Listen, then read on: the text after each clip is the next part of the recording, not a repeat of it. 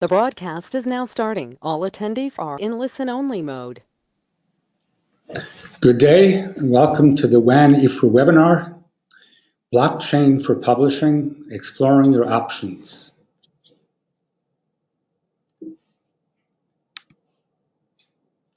Your panelist today is Walid Al-Saqaf, Senior Lecturer in Media Technology and Journalism at Södertörn University in Sweden. I'm your moderator. My name is Anton Jolkowski. I'm the managing editor at WAN-IFRA in Frankfurt.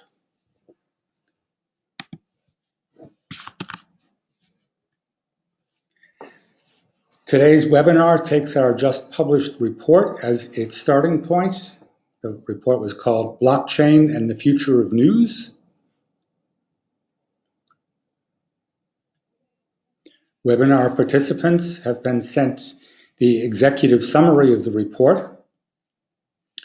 WAN-IFRA members can download the full report at wanifra.org/blockchain_report. The topics Walid will address today are these: the current state of blockchain, where can the technology be applied to publishing, and what are a publisher's options for getting started. A little bit about Walid. As I mentioned, he's Senior Lecturer in Media Technology and Journalism at Södertörn University in Sweden. He's also Vice Chair of the Blockchain Special Interest Group of the Internet Society. He's the former publisher and editor-in-chief of Yemen's first English language newspaper, the Yemen Times, and the former editor in the Washington, D.C. Bureau of the Wall Street Journal. He has a degree in computer engineering and a doctorate in media studies. His special interest is how journalism is affected by blockchain, artificial intelligence, disinformation, and predictive analysis. Now, following his presentation, there will be a question and answer session. You can submit your questions for Walid in the panel on the right-hand side of your screen. In the GoToWebinar control panel, there's something for questions. We will launch our question and answer session after his presentation. So, sitting with me is Dean Roper, who is Director of Insight here at WAN-IFRA, and he'll be helping me engineer and moderate this webinar. If you have any questions after that don't occur to you until after the webinar is over, you can send them by email to webinars@wanifra.org. And in the next day or two, we'll be sending everybody takeaways from the webinar. And so you'll be able to refer to them, and we'll be happy to do an email dialogue with anybody who has questions. So, without any further ado, if I can find the correct control here, I think we're going to go ahead and give the microphone over to Walid. Thank you very much, Anton. And hello, Dean, and hello, everyone. I'm quite delighted to take part in this webinar, and I hope to get the most out of it. I've started this session with the introduction to blockchain, and basically I do not know the level of knowledge that the audience has. So I'll just go through the introduction first and explain what it is, and then move on to the main topics of today. And as mentioned earlier, my interest is the intersection of blockchain and journalism, basically media technology of all sorts, and journalism, and that's where I'm coming from. So let us start with the internet, because all of referred to as the network of networks. And this is a visualization of what the internet looks like. The main characteristic of it is that there's no one in control. The famous phrase that I often refer to is, the network is the message of Manuel Castells, who is a scholar in internet studies. And he's referring to the fact that the way it is shaped is truly the power of the internet. Since it has no control, no single entity that controls all, and it has a number of characteristics, which are that it is global in nature, it's open, the architecture, the standards, everything within it is open, and the fact that it is decentralized, meaning that there's no central entity in charge or in control of the network. And so moving on, as you know, these are the forms of communication means that we were used to in the past. The internet supersedes them in many ways because it is more efficient, faster, versatile, it's reliable, it has more accessibility aspects to it, and it has global reach. And it may recently, of course, with the smartphone evolution, it has also become easier to set up and use. The fact that we have a peer-to-peer connection on the internet is what makes it strong and powerful, that the single point of failure doesn't exist. But the thing about the internet, it was used for mainly communication, information exchange. You use it for email, you use it for exchanging files, copying content from one location to the other, and communicating directly with anyone around the world. So it is this characteristic of the internet that makes it strong. Then the problem is that you cannot apply this in a world where you want to transfer not only information, but you want to transfer value.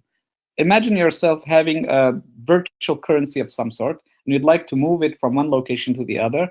If you use the internet, it is more like copying the content. So it has to have a feature, I mean, any network that will be reliable for value exchange, it has to have a feature of eliminating the value from the source and having it appear at the destination. That can apply, for example, in digital paint, can apply to, for example, approved notarized digital certificates of real estate ownership, for example, things that have one digital copy that should never be duplicated. And so that's the power of blockchain, because blockchain is a method in which you can transfer value without having to rely on a central identity. On the screen, as you can see on the left side, you have the traditional centralized method of moving value. If you go to a bank, you have the bank as a central entity. So you have one point transferring value to the other using the bank. But on a blockchain, this value can be transferred without a single centralized entity, and it has a system in place. It's too complex to describe here, but it has a system in place that guarantees that the value is in fact transferred from one location to the other without requiring a single central entity. And so that's the power of the technology that is introduced. And it was obviously introduced using Bitcoin, which was in fact a solution, so to speak, to creating a peer-to-peer electronic cash system. And it has evolved since then in many ways, as you can see. And then the initial prompt reason for it to be created was basically to eliminate central nodes. And this is the Genesis block, which basically is the first message that was transacted on the blockchain. And if you'll read through the history of Bitcoin, it says it's a reflection of this title, which is the chancellor on brink of second bailout of banks for banks. That particular message was embedded in the first transaction of Bitcoin as a sort to speak an intention signal, meaning that no longer will we have to rely on a central entity for transferring value. However, one would think this might be far-fetched from the world of publishers or media or journalism, but I'll soon explain to you the connection. And this is finally the map showing where we are today. On the left side, it used to be central systems that we had. Then we moved to the internet, which is the decentralized, as you can see, B. Then we are moving to blockchain, which is the distributed network style. So the three dimensions of blockchain that make it unique is that it has a characteristic of distribution. So there is a copy of the node or the blockchain, the ledger of the blockchain on every single node. then it is also transferable, traceable. You can actually see where transactions start and where they end, where value moves from one location to the other. And it is immutable in the sense that it has a characteristic of making it impossible to erase after it has been stored. So these three characteristics are driving the use cases in various fields. But there is a sort of questioning of whether this can apply for the media and publishing world. There are a few initiatives, but most of them have been around the use of the blockchain as a topic of discussion, mainly as a resource for media to use to attract more and more readers. An example is Forbes and Bloomberg, who have been quite active in promoting news about blockchain and having that attract new audiences to them, those new, young, geeky generation that's interested in seeing this disruptive technologies news. There are a few projects that have evolved into initial coin offerings, which is basically a fundraising mechanism using the blockchain and connected to journalism. Only a few of them have succeeded. I'll list a few in the next slide.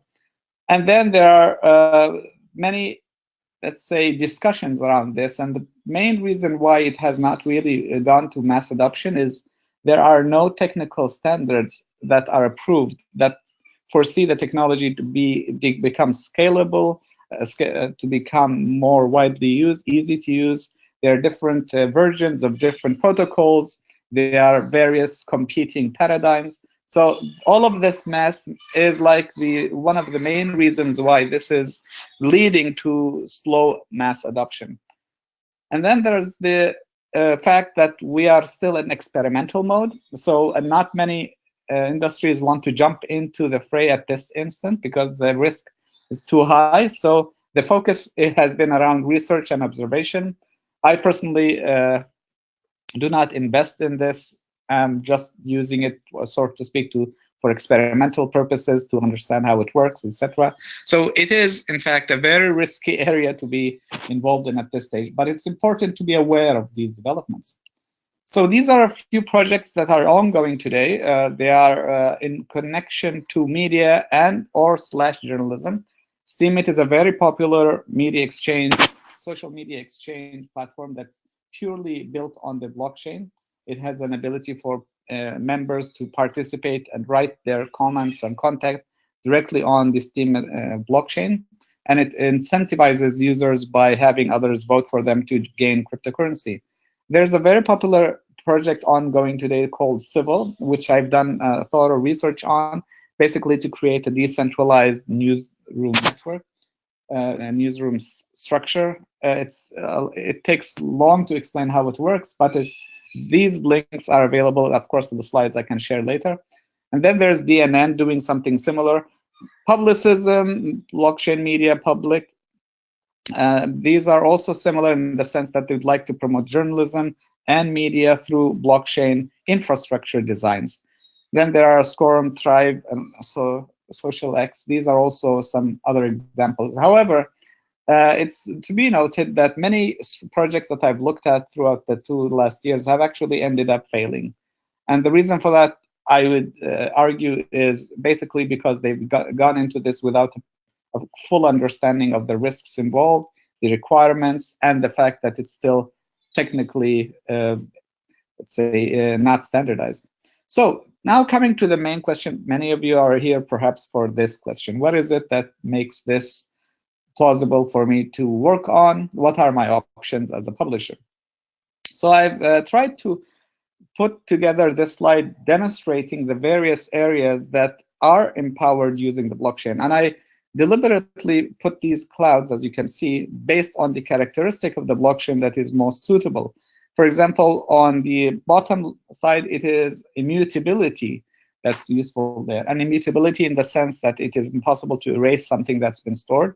So this might be useful for secure archiving of the digital content, so that you do not really worry if the content could vanish or could be harmed or destroyed.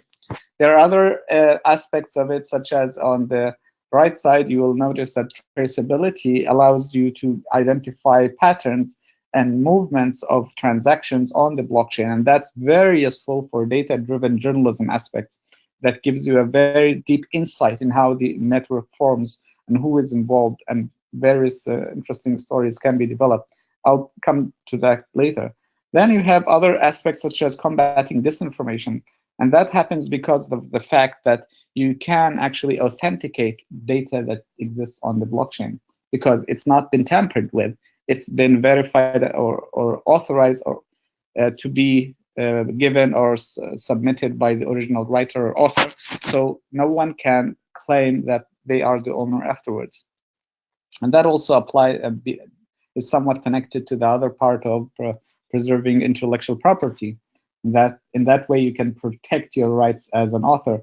You have other aspects of improving economic viability, and here it's more to do with cost efficiency because of the way the blockchain is designed. And so whistleblowers can also use the network if it's an anonymous network. And so this is an overall map. I'll go through a few examples in detail for you to grasp what it is that is involved in this blockchain ecosystem. By the way, Anton, if I'm running late in time, just let me know. I'm happy to speed up. So let us begin with the economic viability aspects. And you'll notice that I put 2 stars next to the aspect, because if you notice in this at the very bottom left, you see that commercial side of business is 2 stars and editorial operations is 1 star. It helps guide which one, according to me, might fit in which category. But if you notice this is a map that's available. The link is to the coinmap.org. It's basically the number of institutions that have started accepting cryptocurrency as a form of payment. It has an element of risk to it, but these companies believe that the deflationary characteristic of Bitcoin, for example, makes it that it is a long-term investment if they accept cryptocurrency payments. So the number of organizations and companies around the world that are accepting cryptocurrencies is on the rise, and this is a live graph showing these that you can link to and check. And then there is the aspect of producing news related to blockchains as a lucrative way of getting publishers to gain more sponsors, more readers, more advertisers in a domain that is quickly and accelerating and meeting, let's say, exceeding even sometimes the level of trade of some stocks. So it is necessary for publishers, in my view, to consider this as part of their business profile and introducing it as one of the main topics that are given in your news coverage. And these are examples of specialized news websites about blockchain, about cryptocurrency. It is an option for a publisher to have that as an independent entity, an independent section, or perhaps a website that's affiliated, or it can in fact be integrated into your regular reporting. But it is destined that this type of content will appeal to a number of young entrepreneurial people, or those who are interested in technology or in business. So that's also an additional thing. This is the more ambitious aspect of how one can enhance profits or limit expenses. It's still at the early stage, but I still consider it useful to look into in the long run, because the emergence of blockchain facilitated the development of something called a smart contract. And a smart contract is basically a method in which you can automate a very mundane process. For example, if you're doing invoicing, or you're doing some sort of receiving payments or calculating impressions, or doing a lot of accounting work, much of this can in fact be automated, so you can limit the time that you need for various operations in a way that would reduce the cost in terms of salaries, etc. Additionally, it is much more efficient in terms of accuracy, because everything that's, as you know, is stored on a blockchain. By the way, this system would work on a private blockchain. There's also a distinction between private and public. that we can also discuss in the Q&A. But through a smart contract system, you can automate a lot of the mundane tasks, such as remittances, getting digital signatures instead of physical signatures, tracking how your ads are performing, for example, various other aspects that can be improved. And I'll come later to a concrete case in which this is beginning to apply to media. So when we talk about smart contracts, it is inevitable that I bring up Civil, because Civil now is an ambitious project that looks into using crypto economics, which is a term referring to the incentives that are driven by a blockchain ecosystem. So what they have tried to do, or they're still working on, they are not as successful as they had hoped, but they're working on making journalism production efficient and professional in such a way that you can actually have a number of automated smart contracts that monitor the quality of the various articles that are published in a particular platform. So let's say if you have 1,000 articles published on Civil, then you'll be able to have members of the community using their crypto accounts to vote against a particular story that's been, let's say, producing false information. And that would lead to penalties if it gains majority. So it is a very sophisticated system that aims at making journalism production much more professional and of high standards using the smart contract system. On the right side, you'll see AdBank. AdBank is somewhat of taking the side of ads, so that you can actually track, for example, which ad has been clicked on which article. And in fact, if the article was your article, for example, that ad would actually be, the revenue would actually be automatically calculated, and micropayments will be sent directly using a smart contract. So you need not rely on an intermediary to keep the tally or the database. And it creates a trustless system where you don't necessarily need to trust an entity to know that your article has generated this much revenue from ads. So these are a couple of examples showing how smart contracts are being utilized and can be utilized. And both Civil and AdBank are both open currently and accepting various members to join. I'm not promoting them in any way, I was just giving you an example of these cases that you can look into. Then we have the aspect of fake news, and this is a very crucial editorial operation, as you can imagine. One thing about fake news that is problematic is that you do not know if a particular version of the truth of what's been published is the original version, or it's a fake, or if it's a fake or a duplicate or a clone. What happened now is that you already have technology that you can utilize as, for example, a publisher to notarize or to sign cryptographically original content you produce to prevent the possibility of it being claimed to be fake. It can be done for videos, for images, for textual content. And in fact, you have software that's already being utilized by people in Syria, for example, like Wrapup, and whose work has been focusing more on promoting the evidence of crimes, for example, that have taken place, because the image that you take from the ground on the ground at a scene will be cryptographically signed and put on the blockchain, so that no one can, let's say, subjected to accusations of being fraudulent, because it has the metadata that supports its originality. So this form of method, if every single publisher has this, then fake news would slowly dissipate, because it creates a culture of preserving evidence from the very outset, from the very beginning. So if you take the next step after this, and this aspect of authentication would actually help on the business side, because if you have been working so hard on securing excellent editorial content and you have this stolen or by someone, then you can refer back to the first version that's been stored in the blockchain and use that in any form of jurisdiction to prove that you are the real owner. And this is, while a lot of governments are still struggling to understand what blockchain is, there are a few that have actually taken the leap of faith, including China, for example, where they, if you read here, it says, the China, this is the original article, it says here, the global legal monitor of the Library of Congress says that the Supreme Court has issued a rule on internet courts, allowing the blockchain to be seen as evident.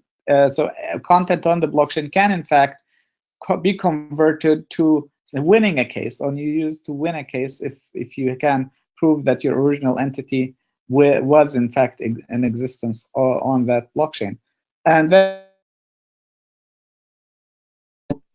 Bernstein, and it basically is a method in which you can store a certificate of your original content on the blockchain to ensure that it has the ability of, let's say, enduring any form of scrutiny after it has been published. So these are two, let's say, optimistic views on how things are developing in this realm.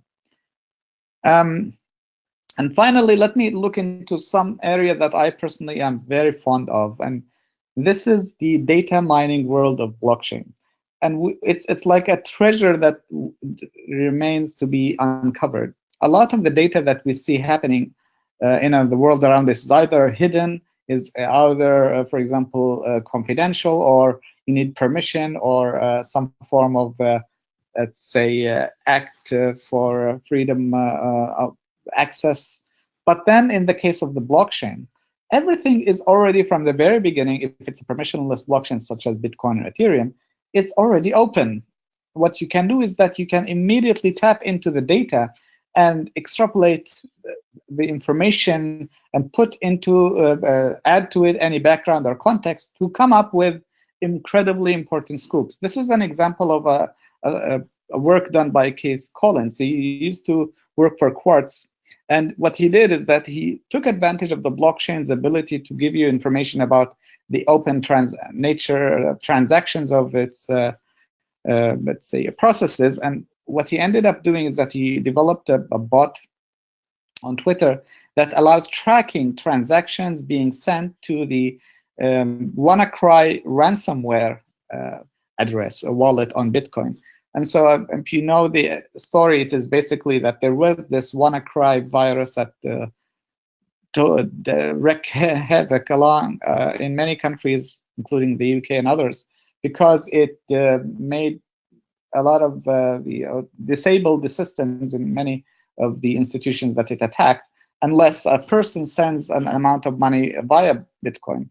So, and he was able to track down all the various payments that have been sent, and he, in fact, got updates and provided updates to readers about what is being sent and when. And in fact, you can derive not only the amounts and the time and the various other metadata, but you can, in fact, derive the location. And that's where, for example, I personally worked on a project and identifying, for example, how were the WikiLeaks donations sent and who sent. I mean, I do not know the exact person, but at least I would know the location of where it was sent from. So, for example, right now, in fact, this is a map showcasing how it is possible through very simple, let's say, data journalism, processes to identify the various payments that have been sent to WikiLeaks over the years. And you can, in fact, see the darker it is, the higher it is. You can understand which city, in fact, it was sent from, because it has a relay IP address, internet protocol address, which allows a person to have the geolocation. And you can compile various stories out of this. And imagine a situation where you have Bitcoin transactions happening around you and stories developed and giving you a very strong lead or scoop in this particular domain. So this is not difficult to do at all, and you can look into various open source libraries to develop the necessary tools to access. But if you are interested even to understanding the past, you can also do that. You can do things in the future. In fact, you can track things as they happen, or you can look into the past records. So I did another very interesting study in understanding how a pizza, if you recall, there was a pizza paid by Bitcoin in 2010, May 2010, and it was for 10,000 Bitcoins at the time. So people were discounting Bitcoin then, but this amount as of now, it's well over 30 million US dollars. So imagine yourself being in a position of being able to identify who has sent the amount. And so if you imagine, this is basically a visual representation of the Bitcoin network at the time. And this particular pizza that you see in the middle is the recipient. But if you can in fact see how the network evolves over time and who's sending to who. And each one of these dots is in fact another entity. And you can track these entities, these addresses over time to realize where the funds are flowing. And since the data is open access, it costs virtually nothing for you in terms of payments of fees. And you can eventually come to the complete map of all the transactions that happened at the time until you arrive to today, the image of the whole transaction history of that original transaction. And it might surprise you of how powerful this information might lead you to, might be in many cases. And this in itself is a potential of a great story that would help publishers excel and be competitive in that. Excuse me, Walid. I think there's a bit of a problem with the sound. Please be sure to speak directly into the microphone. Okay, sure. So maybe it's the bandwidth since the image is so condensed. But yes, as I explained earlier, I mean, you can use Bitcoin transactions to develop data journalism stories that give you an edge and allow you to be competitive as well in that editorial sense. And that's basically what I wanted to say. And now I'll just move to the final thank you, and we can move to the discussions and Q&A. Okay. Thank you very much, Walid. Very interesting presentation. We have a question from one of the participants here. And the question comes from Shahjan in India. I'm pronouncing your name correctly. And he wants to know, will the blockchain ecosystem help improve the quality of journalism? And if yes, how will it do that? Very good question. And in fact, it is exactly related to what Civil has been working on. So maybe this is an opportunity to explain how Civil works. Civil is a project to develop a mechanism through which all those who are eager to have very high quality journalism that is almost free from mistakes, and that is not subjected to market pressure or government pressure, to have that as a reality. So, and what they have done is basically develop a protocol through which members of the community who are interested in building a profile for them as creators of quality content to deposit an amount through cryptocurrency, and this amount would remain in the system in a smart contract that can be then judged by the other members of the community. So, for example, if a person has produced false content, so what happens is that a person can, any person in the network can in fact object and file a petition against this article. And then the other members of the community would look into the content, and it of course assumes quality, the caliber that the members are of is high. So they can confirm that in fact there is evidence pointing that the report has been fake or fraudulent, etc. So they vote. And the voting mechanisms is through the smart contract. So there's really no central authority here. So once that happens and the person who filed the petition gets the majority of votes, in that case, the money that has been put by the person who has published the false content would be confiscated.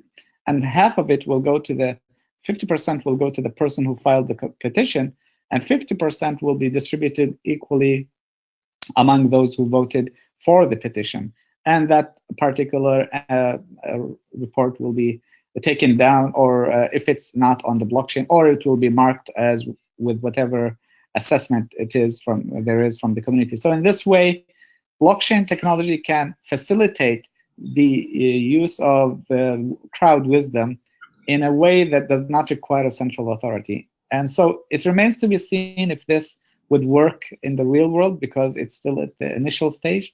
But that's just one typical example. Another example is fighting fake news. And as I mentioned earlier, blockchain technology can allow entities to publish their original certified content on it to prove that they are the owners of this content.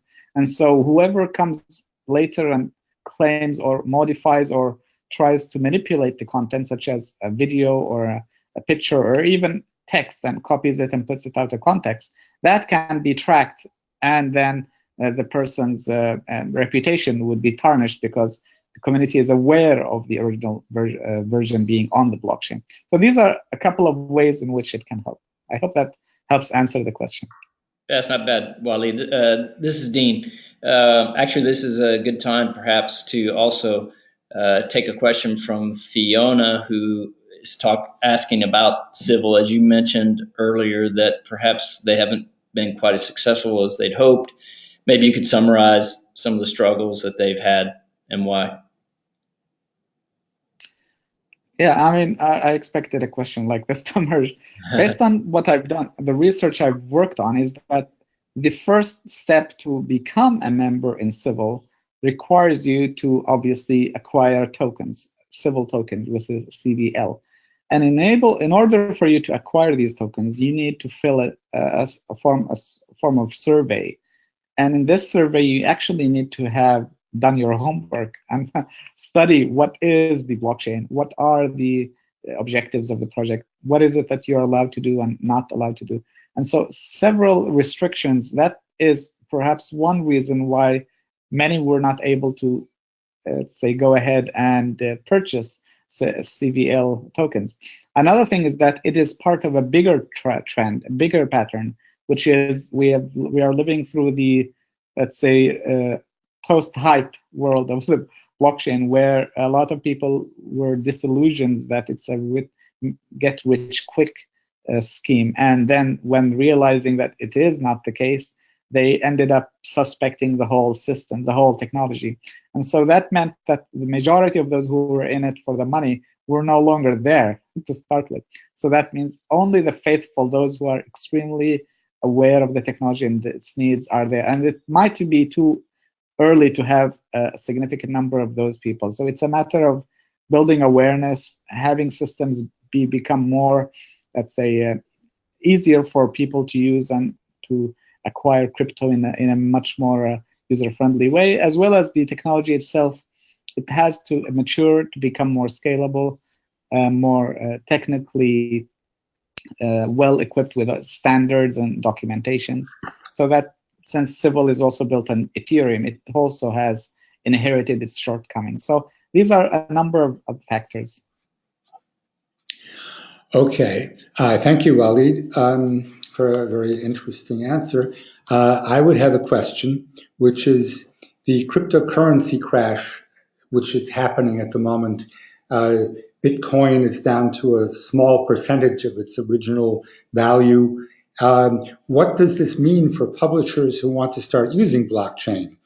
As I understand it, the validation process, part of the process of blockchain, depends on miners, so-called miners who earn cryptocurrency. And since these currencies have lost so much value, is there still enough incentive for miners to engage in mining? So will the ecosystem for these publishing-related functions, such as IP, intellectual property protection, still work even as these cryptocurrencies collapse or nearly collapse?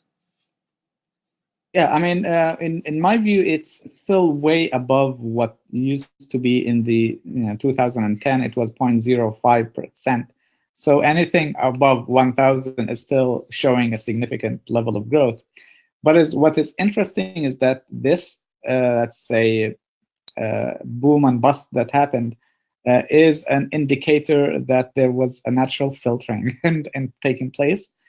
And so there were people who were interested in thinking that it is a means to make money. It's not because the technology itself is flawed, for example. It's not because it is weak or has some fundamental problems. Otherwise, it would not have continued until today. But it's because it was not meant to grow in such a massive pace. The pace would have been good if it had been linear, steady, or even stayed still, because technology required more time and more investment in our own use and flexible and scalable. So that's the reason why this bust and boom happened. As for if this means that there are no incentives anymore, in fact, there are incentives, because the longer we wait, the more Bitcoins issued, the more likely that the incentives will become even stronger, because Bitcoin in its nature is deflationary. It means that the more time passes, the more Bitcoins issued, the more rare Bitcoins become. And now we are approaching another halving of the rewards for miners, meaning that whatever Bitcoins that will continue to be emerging, the cost will naturally become higher, because of the fact that it's only a finite number of Bitcoins in existence that can never be increased. So it's like gold when you think of it. Gold will have a high value in terms of its scarcity, because the more you dig to search for it, the less there is on Earth. And the same applies to Bitcoin. So and that's a personal perspective of this, I don't see this as a sort of bubble that will burst in one day. The technology is there to continue, and it's here to live on with us. But the way it has gone through this up and down has created some suspicion. But those who understand the technology's dimensions and potentials will still stick in the long run. Okay, thank you very much.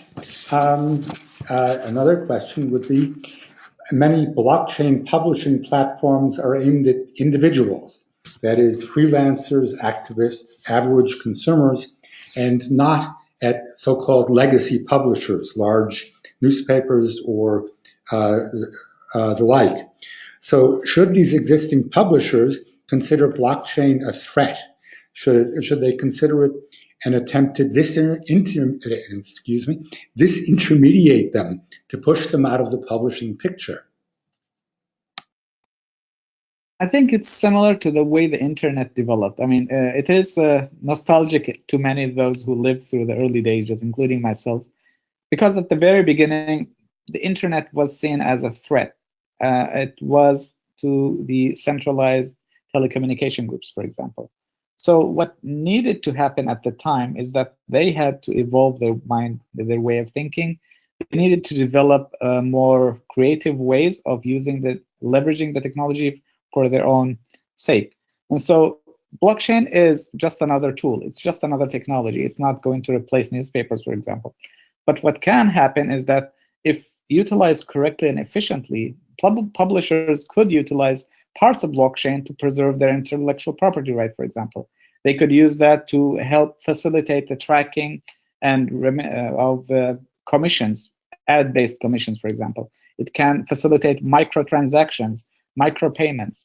So I don't foresee it to replace journalism or centralized media groups, simply because blockchains cannot exist in a vacuum. It has to have people around it. Journalism, media have to have writers, journalists. So blockchain cannot write itself, so to speak. So even those small projects will still have to rely on central entities. And that's where there's this very interesting paradox in which and I mentioned that in civil as well, because blockchain was meant to exist without intervention of humans. That was the original aim of Satoshi Nakamoto or whoever developed it, because if the minute that you involve human beings, they can manipulate the system. But for news, it is impossible to maintain a human-free environment, because news is developed using the traditional methods of fact-checking and looking into acquiring content. So I don't see a direct threat, but I see an advantage and opportunity.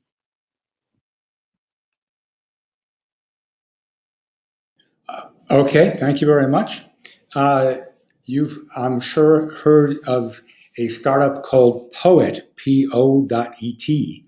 And June Ni reminds us that it's one of the startups that has carried out an ICO, that is an initial coin offering, which is a method of raising funds. Could you describe how Poet's model differs from the civil model? So, I mean, the difference is that in Poet, it's a universal ledger designed to track ownership. It's not necessarily for journalism per se. Creative assets such as paintings, such as various other forms of creative content that you can imagine. It can include articles, it can include journalistic content, but it also can include anything that you beyond journalism that you can imagine. So that means that it is possible for it to serve in the use case of verifying original content or notarizing authenticity, proving that a particular story was in fact authentic and it is in fact it does belong to a particular entity. So ownership or provenance can be proved in this case, but civil has nothing to do with provenance. It's more to do with the distributed newsroom structure, where people vote on the quality of an article or not. I mean, one quality aspect could be that it has libel or it has accusations. It does not necessarily always lead to that it has been stolen or faked, it was fraud. So there are various different characteristics of assessing the quality of a news story. So, and its purpose is only purely for journalism, while the Poet model here is more to do with all sorts of creative content. Okay, thank you. Vincent would like to know, why don't we drop the terminology blockchain and refer to distributed ledger technology instead? Because it would, he says, that would avoid the confusion with Bitcoin. Bitcoin, blockchain are often seen as synonymous, and why not use call it distributed ledger instead? What would you say to that? Well, I mean, blockchain is a form of distributed ledger technologies. But the thing is that there are different types of distributed blockchain technology, distributed ledger technologies that exist alongside blockchain. And so it is more a matter of definition. If you want to narrow your scope to only blockchains, then it means that they need to be composed of blocks of transactions, in which case you have to deploy the same cryptography elements of how data is stored. But once you move to distributed ledger technologies, then you can use various other forms of technologies that are distributed in nature. I would say an example could be the hash graph system, where you have the DAG system, where you have directional asynchronous graphs pointing or helping improve the efficiency of a system, to guaranteeing that transactions would arrive almost without a fee. But that is not a blockchain. So it's purely a technical term. So if you, I would say that yes, the bigger picture is that blockchain had pointed to the fact that you can have distributed ledger technologies, but it is just a subset of these technologies. So, and then of course, within the blockchain, let's say, category, then there is Bitcoin plus well over 1,000 other blockchains that are in existence today.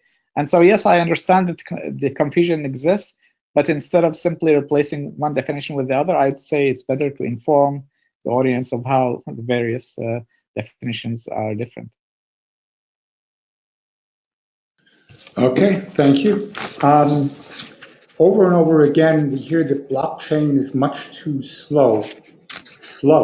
I guess the technical term is high latency for operations like statistics for programmatic advertising, page views, all the statistics and transactions that are required for programmatic advertising. That is, a blockchain transaction might take tenths of seconds or seconds, whereas what the transactions required for advertising would probably need to be conducted in milliseconds. How do you think that's going to evolve? How quickly will that change? That's a very valid point. And indeed, one of the problems of blockchains of today is what is called scalability. And it's mainly because they don't scale. The minute that you introduce many new transactions, then it slows down and grinds to a halt, as had happened before with Ethereum and Bitcoin. So there are a number of alternative solutions that are being put forth. One example is the Ethereum's Casper framework that's being contemplated. It might be launched in the next month or two. And in that case, they will be moving from the mining model of the past, which is a proof of work model, to a much more efficient model called proof of stake. So it will reduce the speed, let's say, increase the speed tremendously.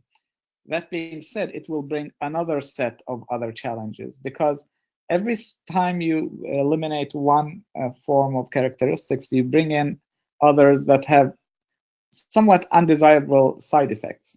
The other models that are in work that can be used instead of the traditional blockchain permissionless blockchain model is to develop what is called a permissioned or private blockchain, meaning you need no longer to use mining at all. All you need is a set of protocols to combine a number of nodes, and that can be done through, for example, the Hyperledger project, which has a system called Fabric, and it allows members of the, let's say, the industry or various nodes to connect with each other and have an understanding of how the blockchain would work, and then set it in motion.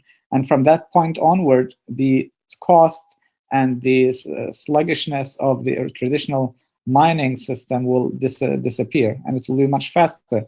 That being said, there's a bit of, I'd like to point to a misunderstanding of the need for blockchain. It's not always necessary to have a blockchain to start with. If you are seriously considering blockchain, you need to understand why is it that you're doing so. Because if you're talking about ad revenue, let's say time stamping and tracing and micropayments, etc., part of this can actually be done without a blockchain. But the minute that you introduce untrusted peers, that is where you have to move to a blockchain system. So there's, in fact, an argument saying a private blockchain is not necessarily a real blockchain, because it's more of a decentralized or distributed ledger technology that uses blockchain characteristics and moving it in that direction. So I would say there's no 100% solution for all. You need to find a compromise, either by limiting a part of the permissionless aspect for the privacy, or let's say the private aspect, or you can actually add layers of speed on the expense of aspects of trust. You need to have a trusted element in the middle to increase speed. So yes, I don't have an answer to that, but I would say that it's still ongoing, and we never know what will happen next. There are many proposals, the latest being the Lightning Network, for example, which is a second layer built on top of Bitcoin, and that increases speed tremendously, but it also has its own costs in terms of having to use centralized nodes to some degree. Okay, thank you very much. We're nearing the end of the webinar. If you could just give sort of a wrap-up statement, how how would you suggest publishers approach blockchain in general? What attitude should they take? I would say that the first thing they need to do is set up a research committee of some sort, have them understand what is it that we are missing. If they are missing partly the section or the coverage in their own, let's say, pages, if they have a business page or have the economy page or a technology page, then they have to start from there, because the minute that they introduce this section into their newspaper, that is when their staff will become much more aware of what the technology is, its implications, what's happening in terms of the level of investment, etc. So that would be like the hook that would get them in. The next stage is basically to look into the projects that are already being developed that media companies might consider being part of, even for experimental purposes. You need not to invest heavily in them, but consider that you join as a token of curiosity, so to speak. We'd like to know, what is it that I can win out of this? And then there are several projects that I mentioned earlier, like AdBank, like Public, that these are still at the stage of allowing members to join and see for themselves how they're benefiting. It's like a demo stages. So let's take that a step further. And then the third, I'd say, if it is of concern for them to protect their property, intellectual property, then I would consider them making sure that if they have something very solid, something very exclusive, they need to have a vision of storing a hash of that entity somewhere on the blockchain. It doesn't mean that they let go of the whole creative work, but they could register it. They can use something like Poet or otherwise any other service to ensure that they have an entry on that blockchain. So these are a couple of examples that would get their foot into the ecosystem. And then from there, it is a matter of studying the new options and new opportunities. So every publisher has his or her, exclusive interests, and so that means that they will have to do it the hard way. They have to get to it themselves. And I can't do that on their behalf. Okay, thank you so very much, Walid. An excellent contribution, and thank you very much to all of our participants. I just want to mention that we will be sending takeaways by email to all the participants, and we are recording this webinar, and we will be posting the video to YouTube, and we will send also a link to the YouTube recording so you can go back and watch it again. And thank you very much, and have a wonderful afternoon, everybody. Thank you. Goodbye. Bye-bye.